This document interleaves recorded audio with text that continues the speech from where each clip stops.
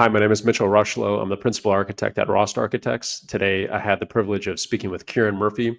She's a historian at Frank Lloyd Wright's Taliesin in Spring Green, Wisconsin. I had a fantastic discussion with her. She goes over an overview of what Taliesin was, what the fellowship was, talks about some of Wright's work, and what some of the apprentices have done and how the Taliesin Fellowship and Wright's work have impacted American culture and architecture at large. So it was a great discussion, and I hope you enjoy it.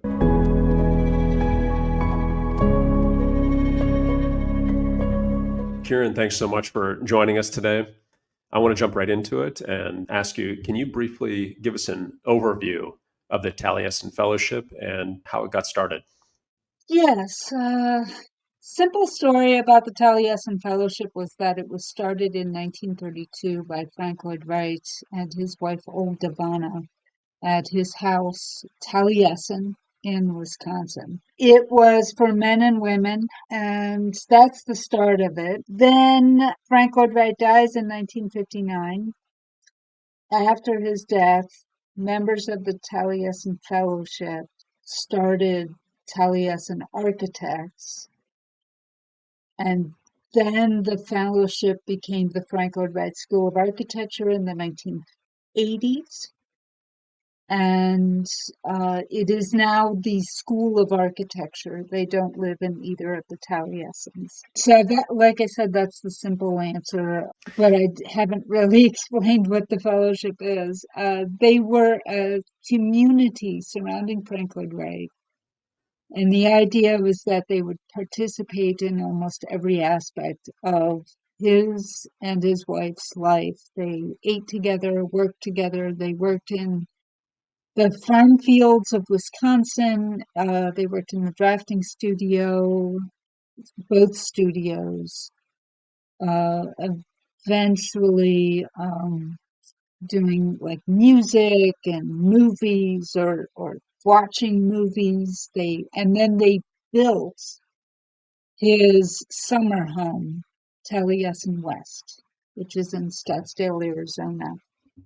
And members of the fellowship, they were eventually up to 70 or actually close to 100 people at one point. So at one point, like in the 1950s, after World War II, when there were former soldiers, through the GI Bill, they were living at Taliesin or Taliesin West. And there were more people than they had spaces for. So he actually had to rent a couple of buildings like in Wisconsin where members of the fellowship lived. And they married and they had kids. There were kids growing up in the group also. So that's how it gets really big. Super interesting. So it was basically an organization where there was a value exchange. So the apprentices would pay tuition for the opportunity to be close to and in proximity, work with, and learn from, an American master architect. Yes. Yeah. I mean, that's he was with them in the drafting studio all the time. Once they got into the drafting studio, you had sort of a an informal testing period of around 6 months at least, where you would be working in the kitchens, sometimes serving food on formal evenings, which were held every Sunday for years. And you were working in the fields, and so there were some people who came and they wanted to work in the drafting studio, and Wright didn't let you in the drafting studio. You had to be part of the community. And so they would be like, this is, and they were paying money for this. Sure. So they might be paying $1,200 and be there for 3 months, 6 months, and not get into the studio. And they would be like, this is BS. And they would leave. So other people stayed for decades. And many of that, correct me if I'm wrong, but I think many of those initial months were also helping to build onto the existing buildings, whether that be Taliesin or Taliesin West, doing physical construction, as he believed that he had to kind of learn by doing, I think was his quote. Is that Yeah, yeah. right?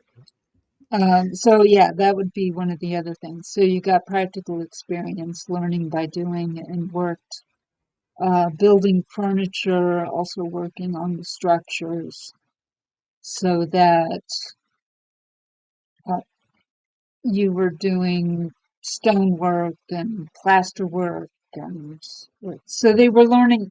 The idea was that you were learning everything from the ground up. Um, Hmm.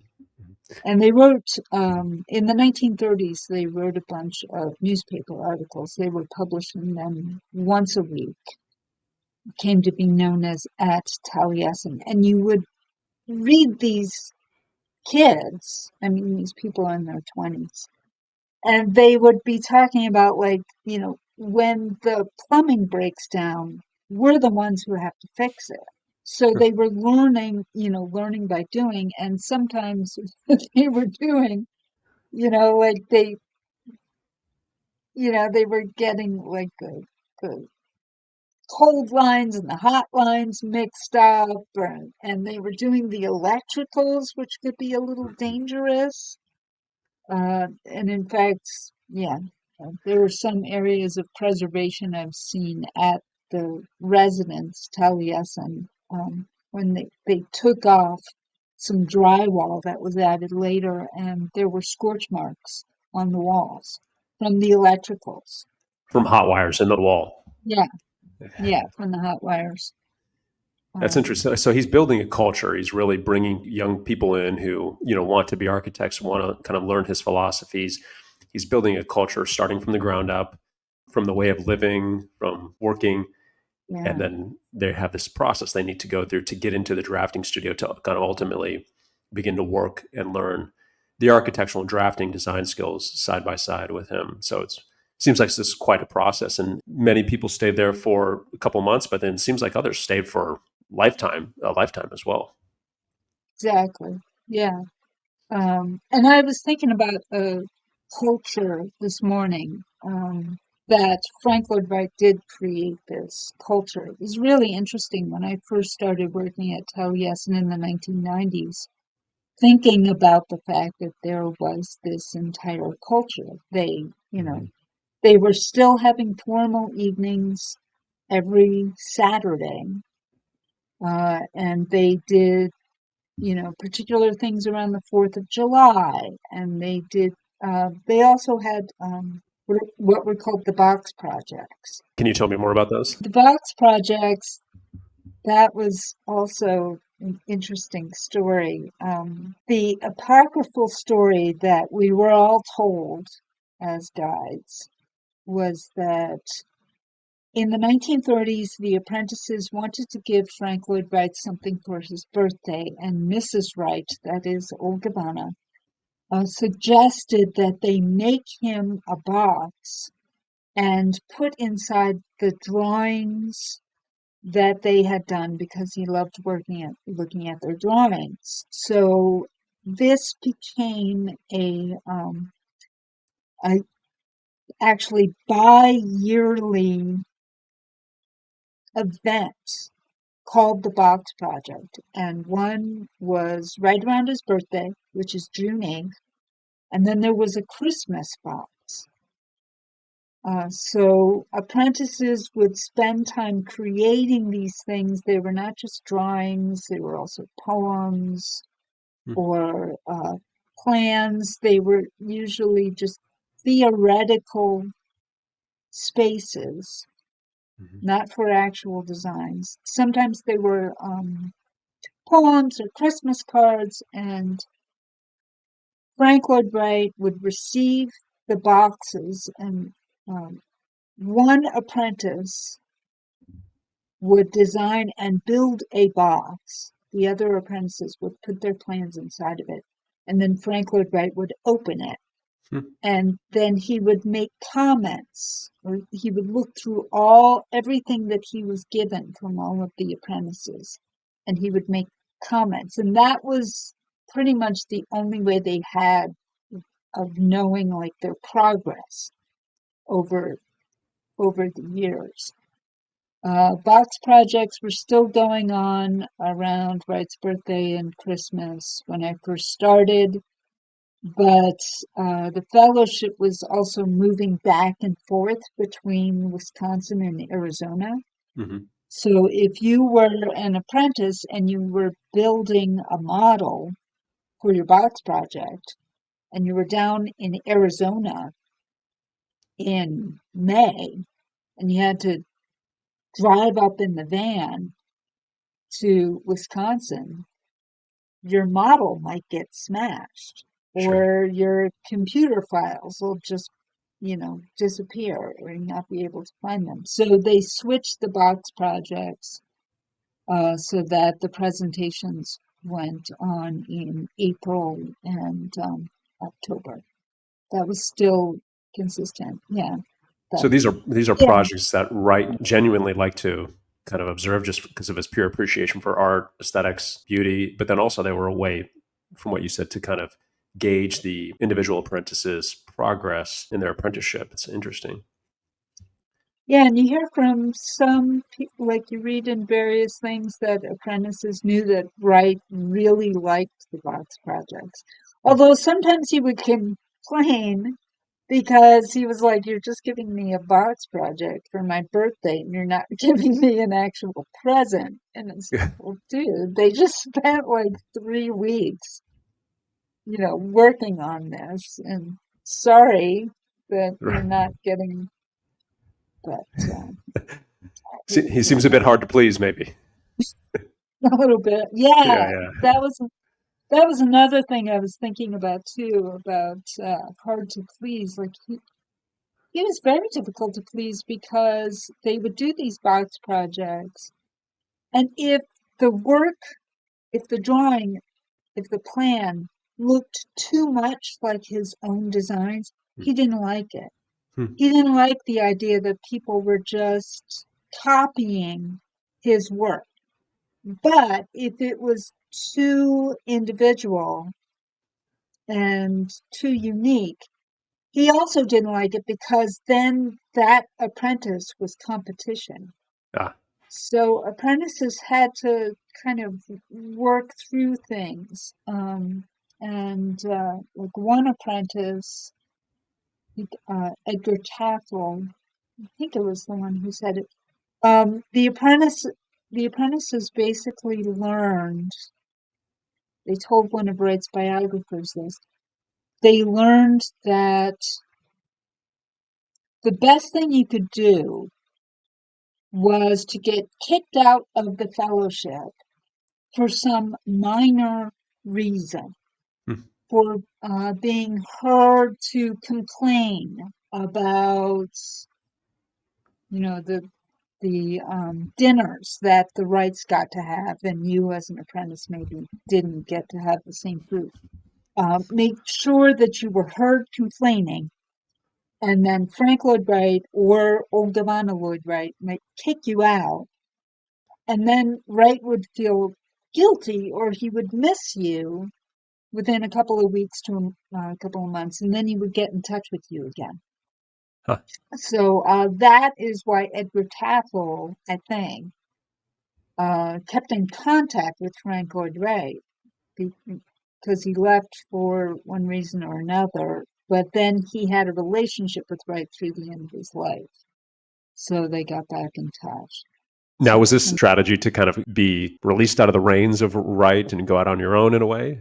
yeah, Okay. for the apprentices who wanted to get out. I know also, at least from one of Wright's grandchildren, his name was Brandock.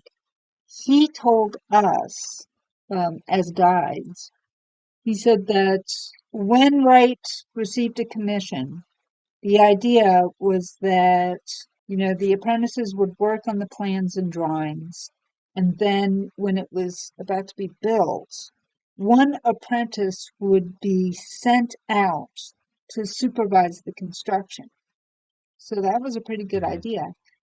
And the idea that Brandock said was that if you're working on construction, building a building in Indiana or whatever, you're gonna get to know the actual people in that town Sure. who are doing the actual construction, and you're working as like supervisor, and that would give you a contact for after you left the fellowship. You knew some names that you could work with. You could move maybe to that town Hmm. and work in construction. What that makes me think about is Like, Rudolf Schendler working out in LA in our area. I think that's a prime example of that. He sent him to work out on the textile block houses out here. yeah, Can you tell us about maybe a day in the life of Taliesin, a typical day? What would that look like? yeah. When Wright and Olgivanna first started the fellowship, they had uh, rules and ideas, and in the ideal, um, breakfast was at 6:30 to 7. That was one thing that was consistent through all of the years, as you can imagine, getting breakfast. 6:30 to 7, and then there was choir practice, also maybe 7:30 to 8, and then work in the gardens, and then you would get into the studio around 9 to 9:30. Wright would come in, and then you would have lunch around lunchtime, and then go back into the studio, and then you would uh, meet again as a group at 4 o'clock in the afternoon for tea. Mm. So there was daily tea, and then you would leave again, have a little bit of time on your own, then you'd get ready for dinner, and maybe people were preparing dinner, and then you would have dinner from like 6:30 to, for like an hour, Mm. and then on your own again, and then lights out at 10. Got it. So ideally, day starts at 6:30, ends at 10. And then they had one day off a week where they could do their own things, usually go to town. Um, when they were in Arizona in the earliest years, before there was a consistent water supply, getting into town was the only chance they had to actually bathe. Hmm. Um, but I don't know how long it took them to get water. But, yeah. So by the 1960s, that was a pretty consistent routine. They were still, 6:30 to 7, gardening or choir practice, studio in the morning, lunch in the afternoon, or to the afternoon, tea at 4 o'clock. They were still doing that. Got it. Then getting ready for dinner, then in your own time until 10. Yeah, it So, seems like some of these the evenings were important to him, and I know that he enjoyed piano music, and at least from my recent visit at Taliesin West, they had mentioned he had different apprentices play piano before dinner. They had drinks, hosted yeah, guests, that type of thing. So it seems like that was an important part of the schedule as well. yeah, yeah. And movies also, Mm. which is why I don't, you said you went to Taliesin West. There's actually 3 theaters Hmm. at Taliesin West. Yeah. And in Wisconsin, there's one theater also. And he would have, he set up things at both theaters, where you could eat and watch a movie. Hmm. And they had public movies also. So they would all watch a movie together on Saturday nights. They would get it from Spring Green. Uh, they had a movie projector, of course. And then the next day, the next afternoon, they would show it to the public for 50 cents. Mm. And for an additional $1, you would get a tour. from an apprentice. So giving tours were also part of the fellowship. So apprentices, showing around the public and hopefully showing the new projects that Wright was working on. And it also, I think, gave them the opportunity to know how to give presentations to people, to talk about spaces and see how people interacted with the space. And one of the other routines for years was also rearranging the dining room furniture. Okay. I don't know how cast in stone this was. I don't know if this was just part of your general work, but yeah, they would redesign and move around the furniture and redecorate like once a week. They were still doing that when I started in the 90s. It's, So, it's it's so interesting. My original perception of Taliesin, maybe back in school before reading about it and learning more about it, was that it was this kind of working office only, and that the apprentices would come and go, work their hours, and then leave. That was my original perception of it. But after learning more about this is a fully functioning community. This was a place that people stayed. They lived, real lives were lived here, like you had mentioned at the beginning. Children were born here. It's so interesting to think that this was a little isolated community, and that just like he designed his buildings and fully designing a house down to the furniture and even I think dresses, I believe he basically designed this community, showing or illustrating the way he wanted to yeah, live. So it's fascinating. yeah, and I think that's one of the concepts. I was reading a book called The Lost Years, Frank Lloyd Wright, The Lost Years, by Anthony Olofsson. And he's looking at Frank Lloyd Wright from 1910 to 1922. And I was surprised reading the book, which I'd heard about for years. Wright's idea of having a community at Taliesin excuse me, it literally went back to like 1911, 1912. Hmm. Like he was thinking about having a community and teaching people right, beside him.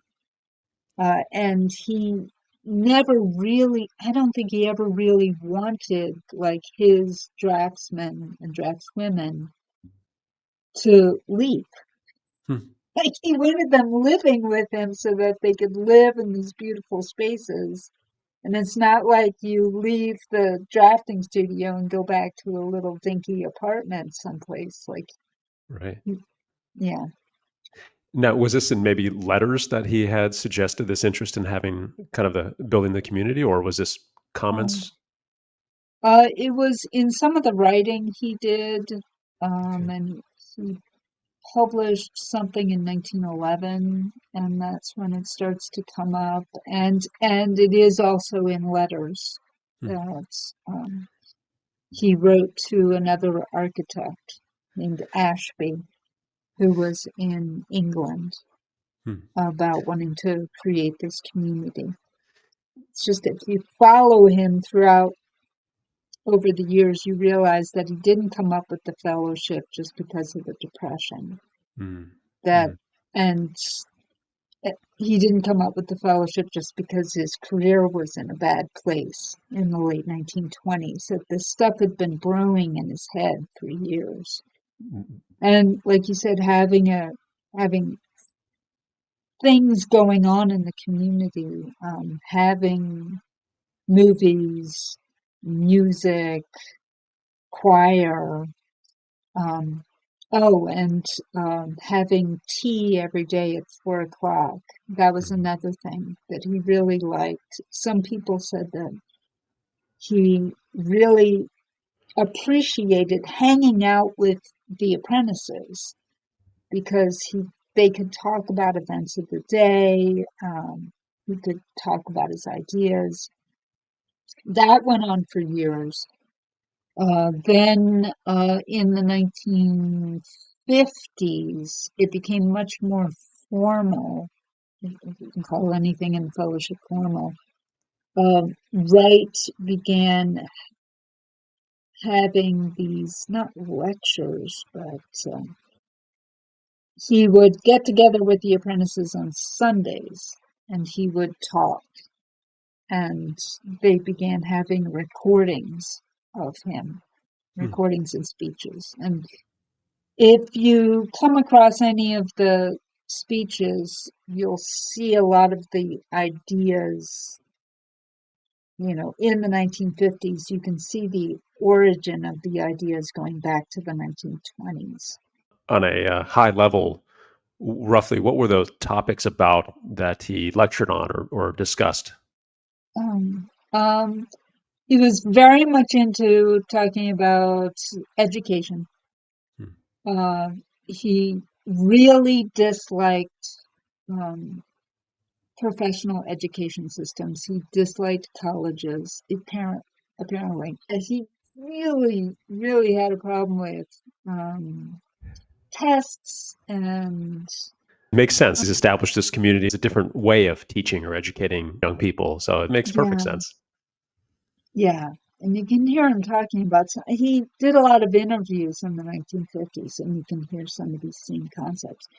And when you do read these things or come across these things, it makes a lot of sense that people thought Frank Lloyd Wright was a communist, Hmm. that they thought the fellowship was a communist system, that they thought Frank Lloyd Wright was un-American, that they thought he wasn't a capitalist. He very much liked capital, and yeah, and very much liked America. But because he lived with this group of people, uh, people thought the fellowship was a commune, Huh. and and they thought it was a little odd, particularly when you would come to if you took a tour in the 1950s, and I get the sense that some of the apprentices would speak about Frank Lloyd Wright in kind of hushed tones, because And and also one of the reasons for that was that a lot of these apprentices in the 1950s, he was in his 80s. They were in their 20s, and he was, the man who designed Falling Water was right over there in the studio, working. Right. Um, so they did have a lot of reverence for him. Now, speaking about the apprentices, can you give us some more perspective of reflections of some of the past apprentices? What were their experiences like? It seems like you've spoken to a couple of them, read some accounts. What did they have to say about the experience? They all have very interesting things to say. They did respect him very much. There was one former apprentice named Kamal Amin, and he told a biographer of Wright, he said being in the studio was such an incredible experience because you never knew what Frank Lloyd Wright was going to come out with. You never Hmm. knew if there was going to be another drawing like Falling Water or the Greek Orthodox Church in outside of Milwaukee. Um, and if Kamal was at the drafting table working, Frank Lloyd Wright would just come and sit down next to him, have him move aside, and then he would like make changes on the drawings. He was usually, adding trees, or sometimes he was moving walls around on the drawings. Hmm. And Kamal told the biographer, he said that it still was so exciting for him, and this was decades later. Kamal said it still made him like shake Hmm. with excitement. For me, without a doubt, Frank Lloyd Wright was one of the greatest architects who's ever lived. Hmm. And that's not me saying that. Well, actually, that was just me saying it. But what I'm saying is, like, if you look at the greatest architects in the history of the world, Wright's gonna be on the list, probably in Sure. the top 20. Hmm. And um, He lived right across the river from me. And these apprentices were interacting with this man who just designed these spaces that people are still trying to figure out how he created the space, how he created these spaces that give you this of sense when you walk inside. That's, Yeah. as someone once said to me, is more than the sum of their parts. Right. But uh, to get back to what you were asking me about the apprentices, and some of their writings and remembrances, aside from what I just spoke about with Kamal, I was thinking about some of the books uh, from different apprentices. If a person was really interested in trying to figure out what is this group like, Mhm. I thought of four, four, yeah, four books that give you different aspects of the group. There's Apprentice to Genius by Edgar Tafel. That's a really great book. You can just read that and have a sense of the fellowship, and you don't have to read anything else. It's an overview of Wright's life. Edgar became an apprentice in 1932. He was there all the way until 1941. He was there apparently during the uh, drawing of Falling Water, that event of Frank Lloyd Wright drawing this amazing building in 2.5 hours. Um, he also shows a lot of humor over the whole thing. So that's one book to look at. And then kind of a companion to that, but much different, is Working with Mr. Wright by Okay. Curtis Besinger. Besinger was in the fellowship from 1939 until 1955, so he overlapped with Edgar. And uh, he is much more specific about, he takes it year by, actually season by season. He talks about the differences between Wisconsin and Arizona, the movements. He Mhm. has one whole chapter about movies and music. And then he talks about why he ended up leaving, which actually has to do with Olgivanna. Hmm. Um, so that gives you a sense of how one person felt about Olgivanna. He had major problems with her. Mhm. And uh, then there is a Taliesin diary, which was written by Priscilla Henkin. She was in the fellowship with her husband David in 1942 and 43, and it is literally a diary. It's diary that she kept. It was published as a book over 12 years ago, and so you're reading a daily diary from someone. So you get all of the particulars of this very, very small group at that point. Of Mhm. course, with World War II going on, the group was smaller. They were confined to Taliesin because, because of rubber rationing and gasoline rationing, and they couldn't make the trip to Arizona. And so you could see a lot of the conflicts going on. And Mhm. Priscilla also ended up really disliking Mrs. Wright. Mhm. And then, um, and then on a continuation of Mrs. Wright's, there is the book by Kamal Amin, which is Reflections from the Shining Brow. Hmm. And Kamal was in the fellowship for 27 years. Wow. And so he was actually in the fellowship longer under Mrs. Wright than he had been under Mr. Wright. He only worked under him for 7 years. And he was the guy who I mentioned, who was shaking with the idea of Frank Lloyd Wright sitting down next to him in the studio. But Kamal understood Olgivanna very well. And if you've got a problem with Olgivanna, which people who study the fellowship, they get certain feelings about Mrs. Wright. I think Kamal gives a really good explanation of her, and the good and the bad parts of her.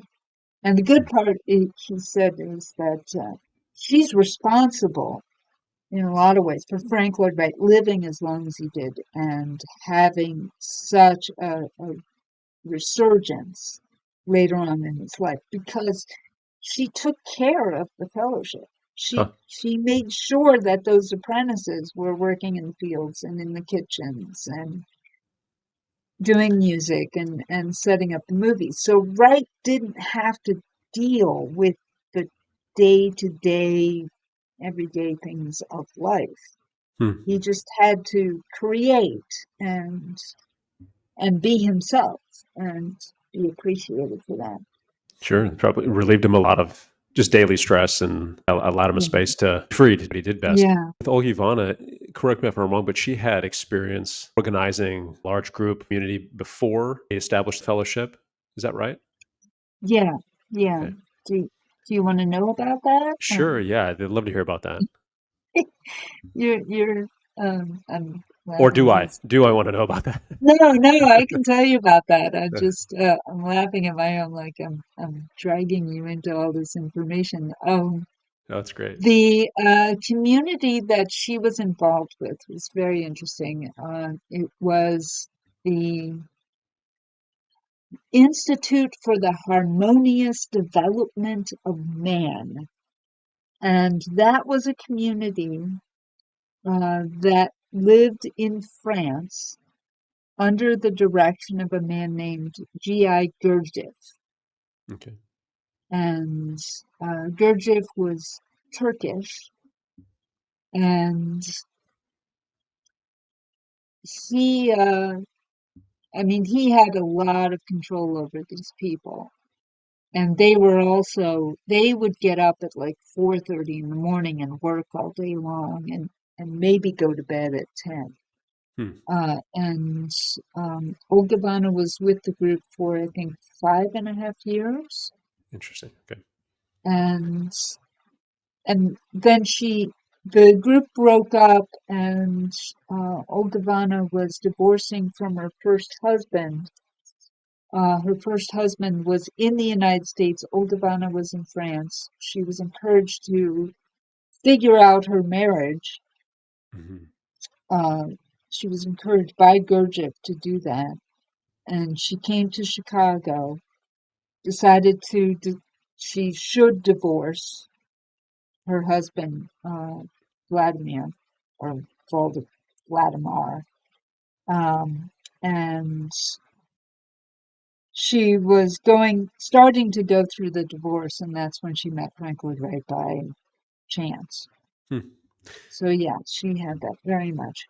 So she had a part of this group, and Yeah, maybe it's interesting what you said earlier that a lot of articles maybe paint the picture that Wright and Olgivanna devised the fellowship primarily to remedy financial woes that they were going through as a result of the depression. But you had mentioned that this idea was brewing in Wright's mind early, and then you bring Olgivanna into the equation, and she has had this past experience, and you bring it to reality. Yeah, I thought it was really interesting how many books paint the picture that, mm, or at least some of the ones that I've looked at, they paint the picture as though just kind of a desperate tactic to keep his practice running in a way.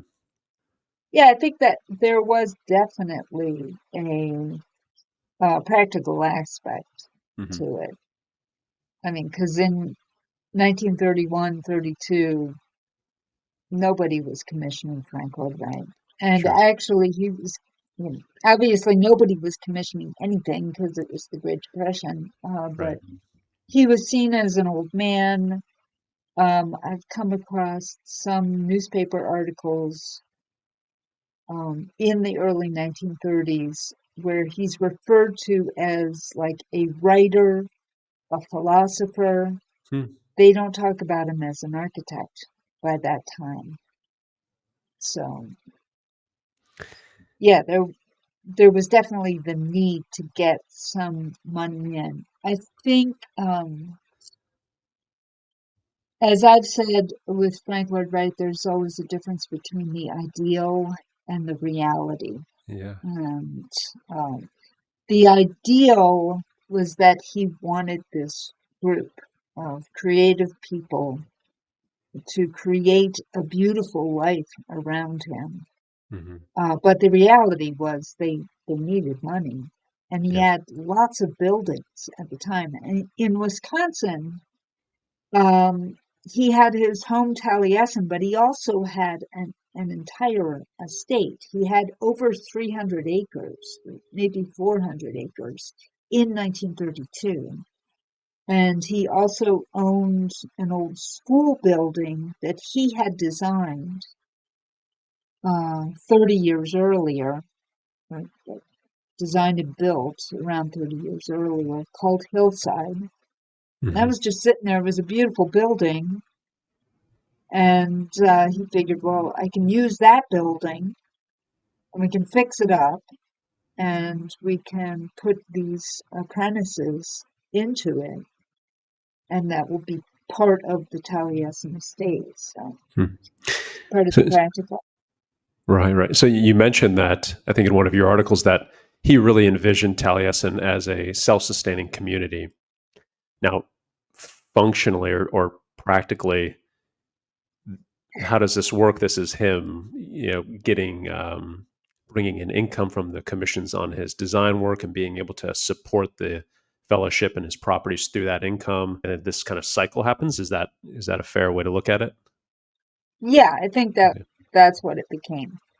I think originally when he first talked about it, I think he thought about apprentices coming and creating things and that they could Mhm. sell them. But that was never practical and it was never done. So it Ah, really just became him getting commissions and the apprentices paying tuition. Just mhm. and the tuition just paid for food and lights and heat, stuff like Right, that. right, right. Yeah. One of the tricks, though, with the fellowship, when you start talking about the practicals, and when it started in 1932, that brings up the issue that people think that the fellowship was influenced by the Bauhaus in Hmm. Germany.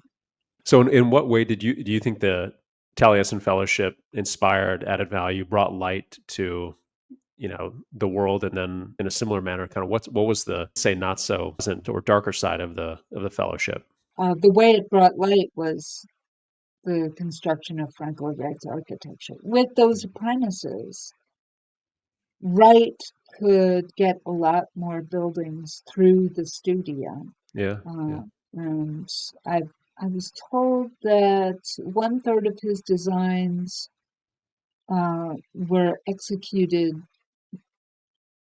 during like the last 10 years of his life. Hmm. And that was in large part because the apprentices. He could get a commission, apprentices could do all of the drawing for it. Yeah. And he generally could work up a small sketch, give it to an apprentice. They could do all of the drawings for it. He would take a look at the sketch before it went out. He would sign off on it, and then it was done. So, what way would the fellowship bring light into the world? And I have to say, it's his buildings, Yeah, yeah. um, the buildings by people who left and had their own careers and moved Mm. on. There are a lot of former apprentices who are still practicing. Hmm. Um, and I've been into a couple of the buildings by former apprentices, and some look very much like Frank Lloyd Wright structures, Mhm. and some you can definitely see that's influenced by Frank Lloyd Wright, but totally is not something by him. Oh, and then there's one architect who you probably know of. His name was John Lautner. Absolutely. That was in my head right when you were talking about this. So yes. Yeah, yeah. I was thinking about his work. I mean, Lautner's work, he worked a lot with concrete, I Hmm. think. Hmm. And so his buildings don't look really anything like Frank Lloyd Wright's, but he took the ideas in some way and he made them into those structures. But yeah, anybody who's watching or listening to this right now, if you don't know Lautner's name, you know his work because it's been in movies. Hmm. Um, most famous one is in Diamonds Are Forever, Yeah. a James Bond movie. And um, let's see, Probably Big Lebowski. Big Lebowski. Yes. Yeah. Yeah. Yeah. Yeah. I've been fortunate enough to go into several of Lautner's buildings, and they are Oh, unique, and they're more formal than Wright was. Like these interesting shapes out of concrete, but you can still feel yeah. that he does have this kind of resonance of some of these principles that Wright established, like the Yeah. connection with nature, indoor, outdoor, Mhm. flow, um, Yeah. broad sweeping spaces, definitely breaking the box. I mean, all these things are present in his work, but Lautner's work is incredible. I mean, he's phenomenal. I'm glad you brought him up. Yeah. Yeah. And he was actually in the fellowship for 6 years, which he's one of the rare apprentices who spent that long with Frank Lloyd Wright, who is known just on his own as a great architect. There are a lot of wonderful former apprentices of Wright's in from the fellowship who are throughout the world, but there, there's none that is as famous as Frank Lloyd Wright. And John Lautner is one of the few who's a name that you know. There's also Faye Jones, Mm-hmm. who did these beautiful chapels. Then there's a man who's alive right now. His name is Arthur Dyson. He does some really cool stuff. There's probably a few others who are pretty well known, but So the lighter side of the fellowship and um, is kind of allowing, or let's just say nurturing the careers of many of his apprentices, allowing them to go off and do their own work, integrate some of these philosophies about a new lifestyle of living, new architecture into the world, and then also, like you had mentioned, the productivity of his studio in the last 10 years was just kind of through the roof. Allowing yeah, him or being this mechanism to allow his work and his ideas, philosophies to get out into the world. I that makes complete sense, and yeah, I think that if you look at it in that light, or look at the fellowship in that light, I think people can see a lot of positives, um, and that this thing was, I think, a very productive, mechanism to allow a person who had some sort of connection or an insight into the way an image or a belief in the world that he wanted to get out and clearly affected people. So that's mhm. yeah. What about the darker side? What do you think? And not to go into it in too much detail, but um, Oh yeah. yeah, The darker side, that diary that I mentioned by Priscilla Hankin, that gives you a pretty good idea. The darker side was that you had young men and women. Some of them not, some of them were in the fellowship for years, and so by that time they were in their 40s or 50s. But you had these young men and women in this small, intense community that moved back and forth. hmm, So, if you were a young man and you started dating a young woman in Scottsdale, Arizona, you couldn't really keep a relationship going sure, because you would be leaving for 6 months of every year. I mean, it's possible you could keep it going. So there was that you had this small group. There could be a lot of backbiting. There could be people who I think wanted to be closer to the rights, sure, and from what I've heard, there would be a lot of talking behind people's backs, and I've read somewhere that there were something called the kitchen talks Mm. in the 60s and 70s, maybe, that apprentices would go and they would talk to Mrs. Wright in the kitchen and sort of unburden themselves of whatever things that they did that were not allowed. And Ah, if you wanted to get a sense for that, you should read Kamal Amin's book. But yeah, um, sure. A bit of yeah, drama so and so and there could be and that. Yeah, yeah. yeah, yeah. I think I've thought about it too. Like when I first started working, giving tours, like I was 26 years old, so I was not that far from college. And and I remember thinking about the fellowship. It's like, yeah, of course. It like I remember what college was like. We were all dating each other or all hating one person Sure. as part of our group, and it was no problem of it was no fault of that person. It's just you know, we just got into it. There was a lot of trauma, Yeah, yeah. and Uh, yeah, that Emotional could carry instability in on. our minds at that age, I think, are not, or our brains at that age aren't fully developed, especially for men. So, Well, and I think the worst, at least in terms of the architecture, some of the architecture was like became like Frank Lloyd Wright light. That's what a lot of people had problems with fellowship architecture in the 60s and 70s. I don't know because I've not seen those buildings and I don't have anything uh, in my mind, but some people thought that Wright's ideas in architecture were sort of frozen hmm. by people who were not as good as him.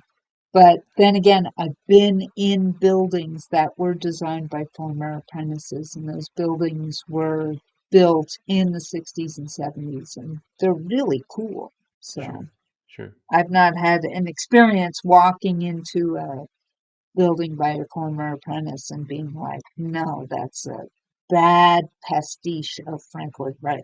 That's really sure. bad. Well, what That's would me somebody personally. outside of the what would somebody outside of the architectural world, um, or why would somebody outside of the architectural world be interested in Wright and the fellowship? And is there something that Oh, we can learn from himself and the oh, fellowship? that's well, there's so many things about Frank Lloyd Wright that would be interested, or that could be interesting to a person. I think one, just that he had so many highs and lows, and he kept working, and he was not a bitter, angry person. Hmm. And I think in part because he did get things from his apprentices. Um, now, he wasn't like a succubus. I mean, uh, this, it was the idea of a life and a community together. Someone Mhm. pointed out to me that um, the fellowship really went on for at least 85 years, and it was one of the longest intentional communities that had Hmm. ever lasted. Wow, So, wow. yeah. So on a maybe more of a individual level, or personal level, use looking at somebody from the outside can look at Frank Lloyd Wright as a model, um, that of somebody who displayed extreme resiliency and this kind of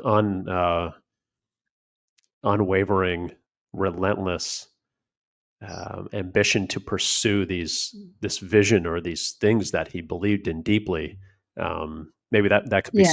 some way that somebody from the outside could look at this person and not look at him as an architect or maybe for the work he did, but more on an intellectual or psychological level as to this person's personality. And I love how you said that he just and you phrased it differently, but how he did not give up. He went through so many setbacks, deaths, fires, all of these things, and Hmm. he did not give up. Now, I find that admirable.